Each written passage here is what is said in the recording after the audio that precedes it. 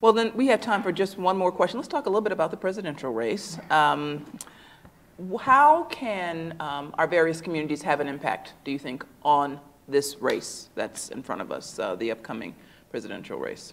We can vote. Yeah, let's start there. Okay. That's good. You know, donate money. You can organize and go door to door.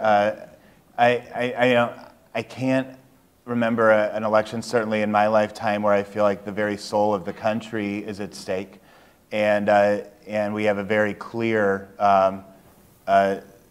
decision. I mean, or what each of those are going to do. When we look at Donald Trump, I don't know what he would have done, because I feel like it changes every few moments. But with Pence, he has someone very consistent, and Pence, you know, was very clear that he was going to move forward on this, the RFRA, the religious refusal laws, and he's been put forth as someone that is to assure that, you know, the most conservative base of the Republican Party, that they can count on them.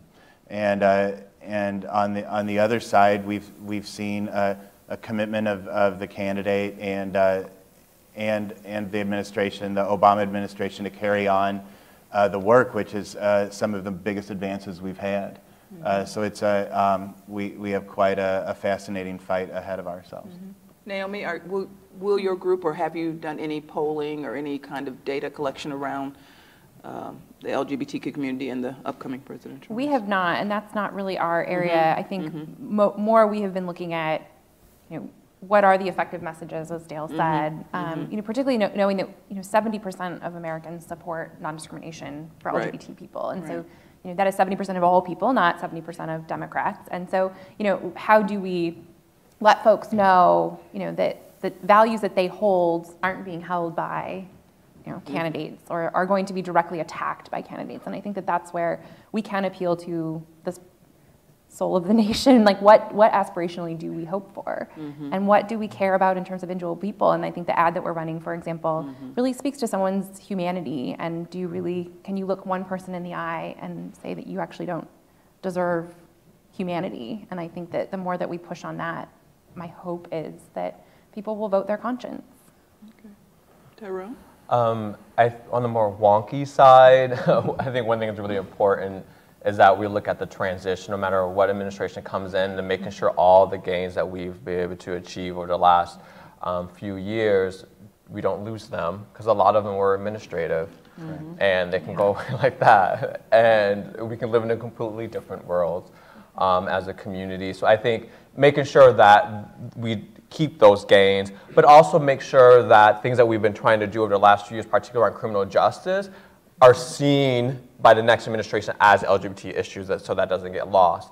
And then go back to what I said earlier, I think one thing we can do as individuals is that we tell our stories to our family, talk about like how these type of policy proposals are being, like, you know, put out there by the campaigns would impact us.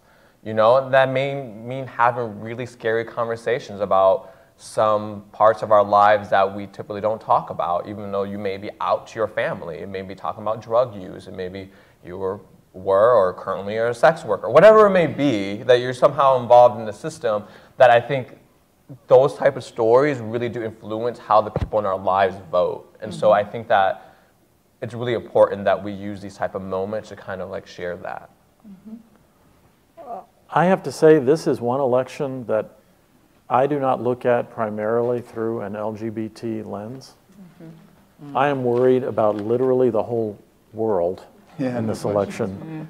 And by the way, to the extent we can discern what his views are, and they do tend to be changeable, he may be the most, I think he is, the most pro-LGBT Republican nominee ever.